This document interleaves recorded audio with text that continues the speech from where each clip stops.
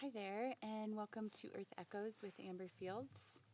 I would like to read another writing today by Jason Gray titled, "The God I Could Never Find in Church." I grew up trying to fit into a story that never felt like mine. From the earliest days, I was told that truth lived inside a book, that salvation depended on obedience, that the creator of the universe demanded worship in exchange for love. I wanted to believe it. I wanted to belong. I wanted to please God, whatever that meant. But deep down, even as a child sitting in wooden pews under the shadow of stained glass, I felt something stir inside me. It whispered softly every time I heard the words sin and salvation. It trembled when they spoke of hellfire and judgment. It ached when I watched people bow, terrified of the very God they claimed to adore. That whisper said, "This is not who I am. This is not who you are." For years, I buried that voice beneath guilt. I convinced myself that doubt was rebellion, that questions were sins, that my inability to blindly accept what I was told made me broken. I tried so hard to believe the story they gave me, that I was born fallen, that I needed saving through another man, that I could never approach the Father except by the way of the Son. I never met the God they described. They told me God watched from a throne above the clouds, keeping score, judging thoughts, dividing the worthy from the unworthy. When I was at my lowest, when I fell apart, when I failed, when I felt unworthy even to breathe, it was not a distant God that came to me. It was presence, warmth, silence, an unexplainable stillness that held me together when I did not have the strength to hold myself. That was not the God of doctrine. That was the source itself, quiet, patient, unshakable. Maybe you know that feeling too. Maybe you also grew up believing you were defective for not fitting into the mold they handed you.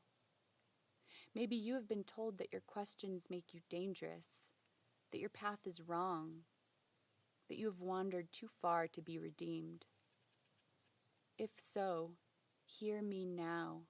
You were never lost. You see, the great lie of religion is not that there is a God. It is that you were ever separate from it. They told us that sin is what keeps us from the divine, that we must be forgiven to be loved. The truth is, love has been with you from the first breath you ever took. You have never been apart from it, not for a single heartbeat, not even in your darkest moments. You did not have to earn it then, and you do not have to earn it now. I once thought I had turned away from God. I see now that it was only from the fear that man built around God.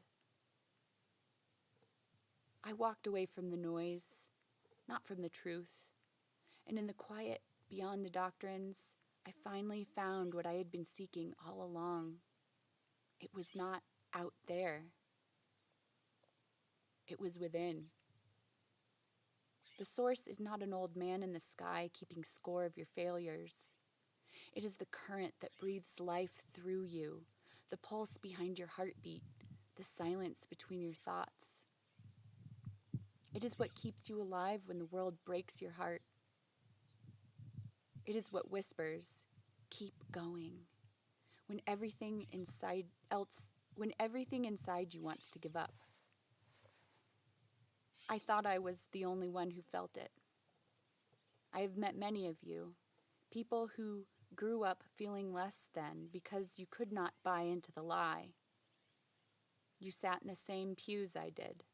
You sang the same songs, cried the same tears, and wondered why the love they spoke of felt like chains instead of wings. I know your pain. I know that quiet guilt that never seemed to leave, the voice that told you that questioning meant betrayal. I know the nights you prayed into silence, begging a God outside of you for answers that could only be found within you. I know that moment when something shifted, when you realized that maybe the God they told you to worship was not the true source at all. That moment is holy. That is the beginning of remembrance. When you finally see through the illusion of separation, you start to understand that you were never the sinner. They were the storytellers who forgot. For generations, these lies have been passed down not only as doctrine, but as identity. Fear dressed itself up as faith, and billions suffered under its weight. Wars were fought in the name of love. Innocent hearts were broken in the name of purity. The feminine was shamed, the free were condemned, and entire generations were taught to hate themselves for being human. I do not speak these words with bitterness, because I understand something now that I did not then. Most of those who spread the lies did not know they were lies. They were repeating what they had been taught. They were children once too, afraid of hell, desperate for heaven, longing for love. I speak truth, but I also speak forgiveness. Forgiveness, not forgetting. Forgetting allows history to repeat itself. Forgiveness sets you free from carrying the weight of anger that was never yours to bear. I forgive those who led me into fear because I know now they were prisoners of it too. I forgive the pastors, the parents, the preachers who told me I was unworthy, because I see the sacred child inside of each of them still trying to please the God they were taught to fear. Forgiveness does not erase accountability. Every soul must one day face the mirror. Every being must meet the truth of what they have created and what they have destroyed. The day of judgment is not fire and brimstone. It is awakening. It is the moment when every soul must stand before the unfiltered reflection of their own choices. In that moment, there are no excuses, only remembrance. That is the true judgment, not a punishment from above, but a revelation from within. If you have walked away from the God of fear, welcome home. You did not lose your faith. You found it. You did not abandon God. You finally met the real one. The one that cannot be contained by language or religion or the fragile interpretations of men. The one that sat with you in every moment of despair. The one that never left you even when you cursed its name. The one that still breathes through you now, in this very sentence, whispering, "You were never separate.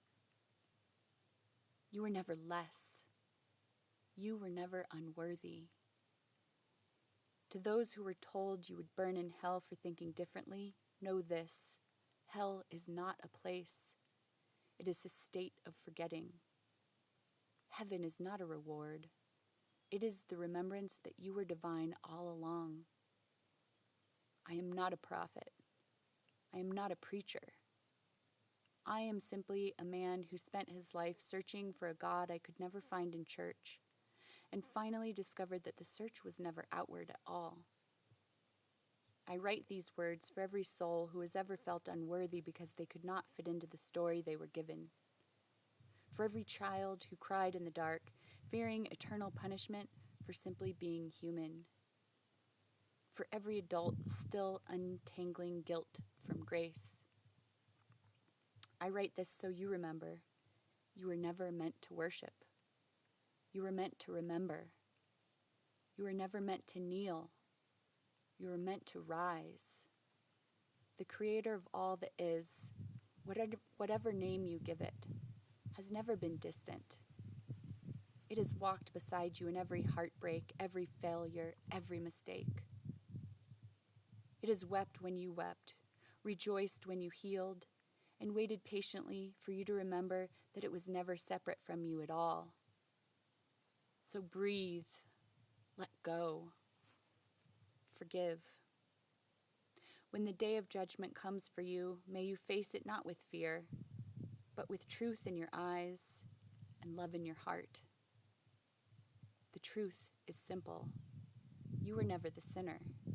You were always the flame, and the flame has finally remembered itself. Jason Gray. I can really relate to that piece, and being a child and just being so confused about religion and everything that I was supposed to believe and that I was being told, and just never felt right. And then seeking as a young adult and becoming inspired by some of the esoteric thoughts out there from many different religions or just ways of being. And then as a middle-aged person, really coming upon the truth that we all carry the divine spark of the Creator within us.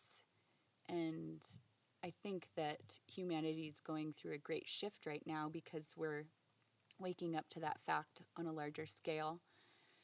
And I'm excited because it's been a long time coming, and humanity has been oppressed for far too long because we have forgotten that truth that we each carry the divine spark of the Creator within us, and we can all access it. We don't need anyone else to be an interface for that. And so I think that when people talk about there being like a new Earth, or that we're splitting from like 3D to 5D or something on Earth, that I think that's what it's referring to. It's a frequency thing, that we're finding a healthy frequency that's not based on fear, one that's based on that empowering reality that we all carry a piece of the Creator within us, and we all have such great potential that we have yet to realize. So that's what inspires me, and I hope it inspires you too, and I hope you have a beautiful day.